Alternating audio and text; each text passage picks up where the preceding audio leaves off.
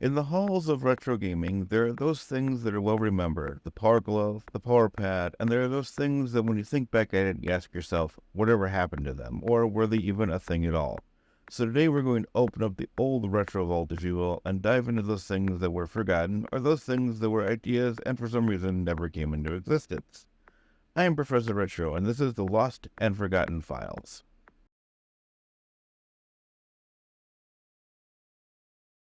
So, a while ago, I did a series of videos looking at what was one of the worst NES games to ever exist, and that was Action 52, created by Active Entertainment.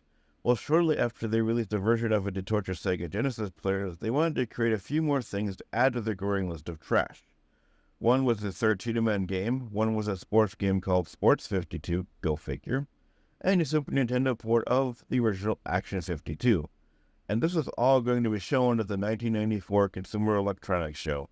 However, those things never made an appearance. Instead, they announced their entrance into the ever-growing handheld game console market, the Action Game Master. Named after one of the characters from Cheetah Man and boasted to have a ton of features, it was to have the ability to play NES games, Super NES games, and Genesis games, and CD-ROM games along with an adapter to play them with. The look was going to be much like a flight yoke on an airplane, with a directional pad on the left, action buttons on the right, some identified function keys on the center, a beveled LCD screen that would be facing the player. Not to mention, it would have a TV tuner, a car cigarette adapter, a battery charger, and a power adapter. Even though Active Entertainment did announce this at the Consumer Electronics Show in 1994, there was really never any really work done on it since in 1994, Active Entertainment stopped making any video games at all. And if this were to actually become a thing, it would have been predicted to be too bulky and expensive to have any practical use at all. Not to mention, with all the adapters you would have to buy to play any of the games, with a suggested retail price to be about $500. Ouch. Some would say that Active Entertainment really never wanted the Action Game Master to exist at all, considering they were notorious liars. Remember, they held a contest for a game that could never ever be beat? I am thankful this was never in existence at all. Imagine, if it had been, if Active wasn't going down the tubes then, I would assume that the Action Game Master would have sunk them completely.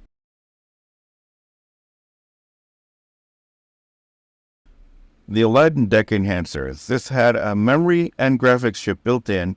It was also made so that Aladdin games only needed the parts specific for the game, which in turn would allow the games to be made cheaper and cost less than normal NES games. So why did this fail? Well, one reason is bad timing, since it came out in 1992, which is late in the NES life cycle, and the Super NES had already been about for about a year, resulting in poor sales altogether, and an extremely short shelf life, and soon was discontinued in 1993, which resulted in the company, Camerica, to file bankruptcy.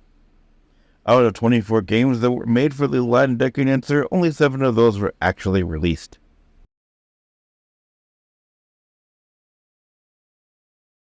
So let's look at one of the most successful tech companies in the world, Apple, who had a huge list of products that made them millions, but like most companies who made it big, some failed ideas never get out, thank God. And one of those things was the Apple iPlay. This was going to be Apple's attempt at entering into the gaming market. It was going to be a sleekly designed game console. And with the funds and staff, it would have been a winner with investors. Sadly, it never happened, and the idea ended up in the abyss in 2000. We all know about one of the most expensive retro consoles known to man, the Philips 3DO. Well, Philips licensed out the 3DO hardware to other companies to make their own version of it, and one of the companies was AT&T, the telephone cell phone provider. However, the only proof that this ever existed is a grainy low-res picture of how it might have looked. It's now just a myth in the halls of gaming. This was a massive idea from Bandai. It was going to be a PC designed for gaming, and then it had its own controller and accessories along with its own line of games. Even with a massive name behind it, Nintendo felt it didn't fit with their marketing ideas, and other companies also felt that way too, and suddenly it was abandoned. This slickly designed handheld company had actually made a prototype of the XGP. However, the reason this idea never happened was not because of design, but more so the internal strife of the company themselves. At the time, Game Park was split into two companies who, for some reason, wanted to both continue on the same product line, thus making multiple versions of the XGP. However, neither half was able to keep things going, and they both filed for bankruptcy. So far, we looked at one thing that had a very short run, and the rest were ideas that were never made into existence at all. So now let's look at some things that, well, you never knew existed. So NEC was sort of a big company back in the day, having created the infamous TurboGrafx 16.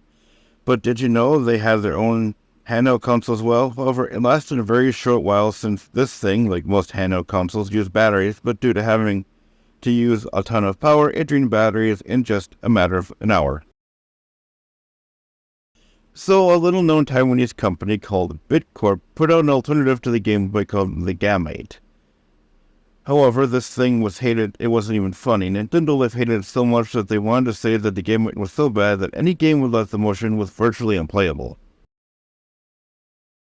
What do you get when a famed cell phone company, Nokia, wants to crush a cell phone with a handheld console? Well, you get the Nokia N-Gage. Nokia's way of combining the already existing cell phone line with a handheld console. The N-Gage had a few games that came out for it, but it was not very successful at all, and it was soon discontinued in 2005. So one of the most well-known things to come from the Atari was, of course, the Atari 2600. But did you know that they came out with a 5200? This was supposed to be the next step up from the 2600. However, not a lot of people were impressed by it, and it only lasted for 2 years before being discontinued. However, Atari tried again with the 7800. It had better success than the 5200, but neither of them compared to the 2600. Who can forget the one thing Nintendo came out with that could both strain your eyes and ruin your neck at the same time? Yes, I'm talking about the Virtual Boy. This disaster of a console had goggles mounted on a tripod that the player had to look through to see what was then credited as 3D. However, the Virtual Boy had poor design, which gave gamers a headache, and a library of games that were so small you could fit it in one hand. Most people think the Atari 2600 was the one console to start them all off. Well, I have news for you. Coming out in 1976, the Fairchild Channel F came out before the Atari 2600. Even though the graphics were more primitive than the Atari 2600, it still had a nice run lasting till 1983. Now here is a console that, well, is a bit confusing. Yes, it had cartridges, but all you got were two white dots and a black screen. The way to play games on it was to use overlays you put in the TV. However, due to a massive price tag and marketing issues, it was soon discontinued. However, they made a successor to the Odyssey called the Odyssey Squared. So let's end this list with a few games that were forgotten, or, well, they needed to be. This game was one of the first Metro games released for the Game Boy. However, what makes this one so bad was that the graphics, sound, and gameplay were not enough to keep gamers interested for long into the game at all. So before there was the Nintendo Game Boy, there was the Atari Lynx, and one of the games that came out for it was called ElectroCorp. In this game, you played a guy who had to enter the Steel Complex and rescue the president's daughter, solving puzzles and defeating pixelated enemies. Now, how can a little pink puffball who can suck up anything in his path have a failed and forgotten game? Well, let me tell you about Kirby's Dream Land. What makes this game so bad is that it had an extremely difficulty level that it took away from the game, not to mention that graphics and sound were just as bad. Now, one of the most well-known and loved Mario games besides the original 3 for the NES was a cross between Tetris and pills, known as Dr. Mario. For those not familiar with it, you had to mix colors and falling pills before a jar of germs got overfilled. However, one port of this game was on the Game Boy, and well, it was just as bad. The graphics were just horrible and couldn't compare to Tetris. So there you have some of the things from Professor Retro's Lost and Forgotten Files. If I've forgotten any you know, let me know in the comments below. Until then, I'm Professor Retro, reminding you to hit that like button, mash that notification bell, and smash that subscribe button so you get the heads up on my next video. And with that, I say peace out and stay frosty.